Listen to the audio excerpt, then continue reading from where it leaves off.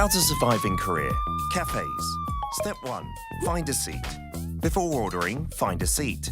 Laptop ID, smartphone, jacket, whatever that can mark your territory. But no bites. It's a little too big. Step 2. Pick up. We do not ask or call your name. We call out, B69번 고객님. The buzzer will vibrate when your order is ready at the counter. Wait, got your straw? Keep the top of the wrapper on. Doing this is more hygienic. Step 3. Cafe etiquette. If you need to use your laptop, find a seat next to a socket. No extra charge for using electricity. But if you're staying over 3 hours, how about ordering another drink or dessert? Step 4. Last bite standing. There's a mysterious custom in Korea. The last bite standing. When there's about 1 bite left of that cake, nobody will go for it. You might be tempted, but don't be hasty. Right before you get up, take the last piece saying that you simply can't waste food, or just leave it. It will save a few calories. Did you survive at the cafe? Did someone behind the counter catch your eye? Go for the same drink every single day. 오늘도 아이스 말차 라떼 드실 거죠? You might make an impression.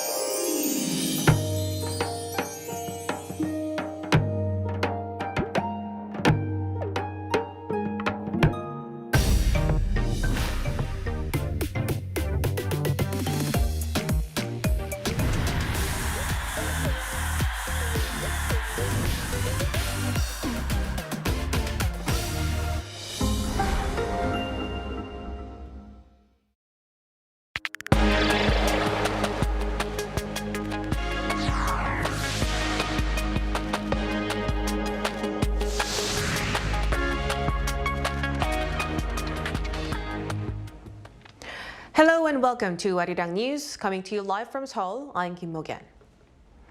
We begin with the summit in Singapore. South Korean President Lee Jae-myung today held talks with his Singaporean counterpart Lawrence Wong, where they signed MOUs for cooperation on AI and nuclear energy and agreed to upgrade the bilateral free trade agreement.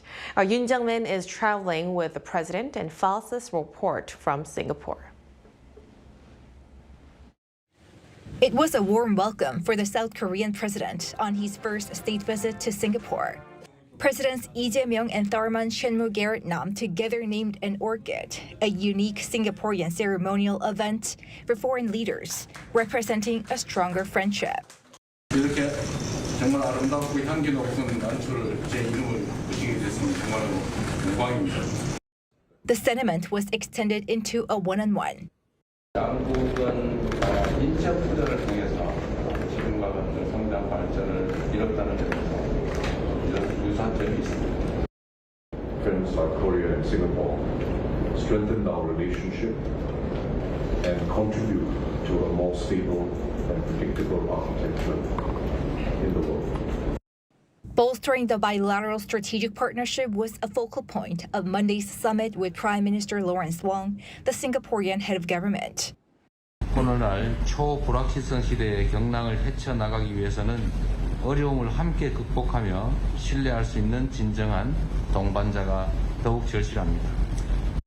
As like-minded countries with similar strategic outlooks, with a shared commitment to free and open trade and a rules-based order, I believe there is much more that Singapore and Korea can do together. The talks yielded key deliverables, including MOUs on trade, science, AI, and small modular reactors.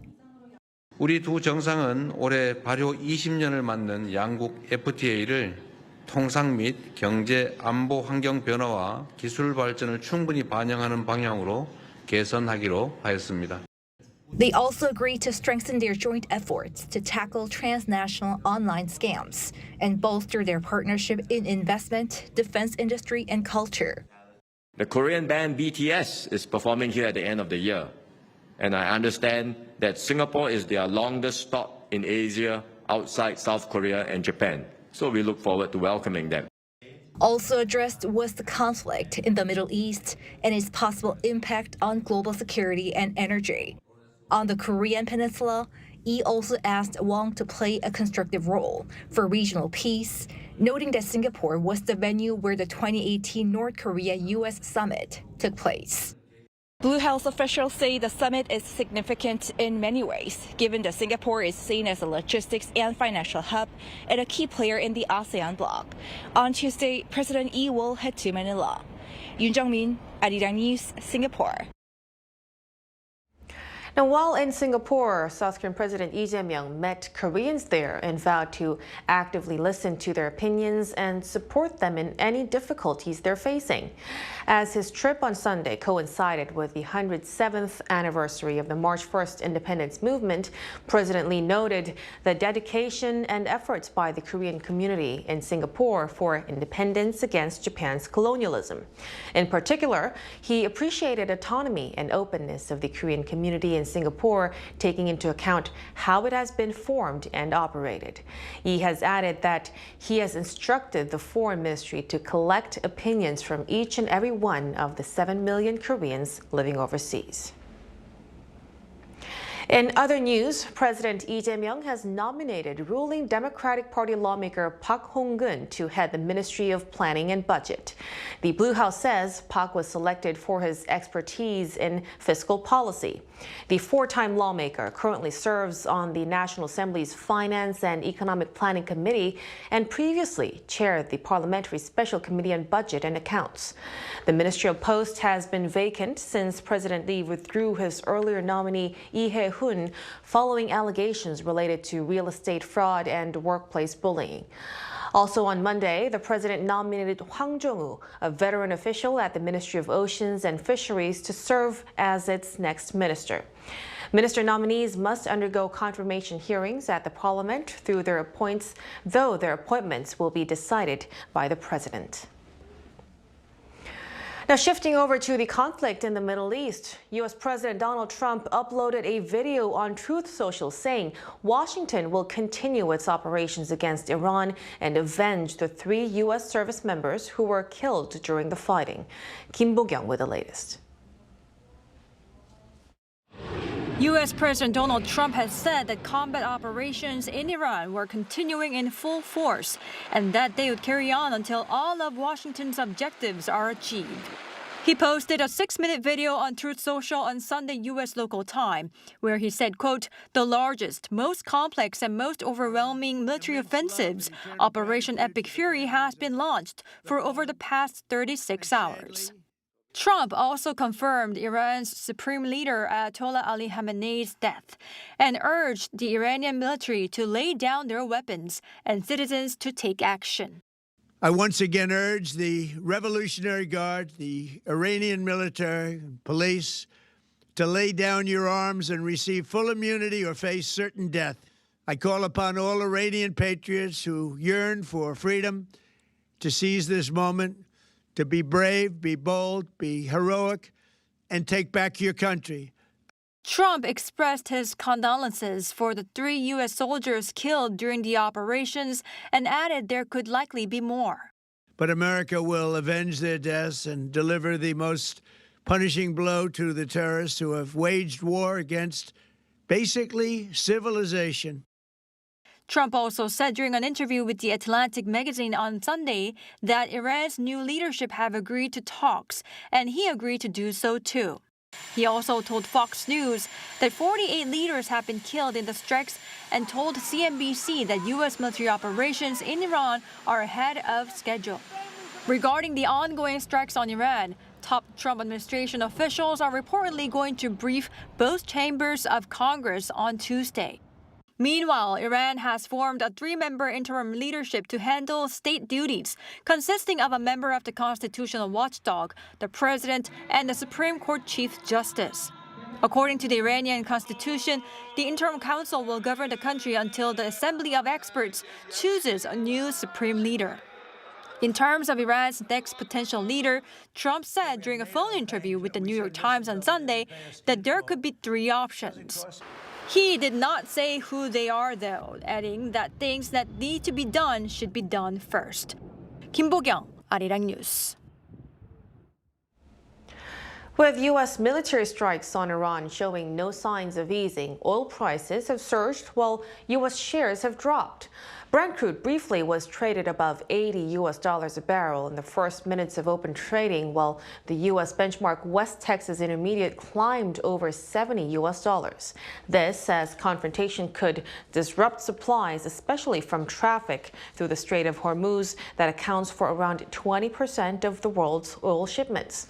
The U.S. stock index futures dropped by around 1%. Investors, in contrast, are flocking to safe haven assets, making gold and silver futures rally and the U.S. dollar strengthen.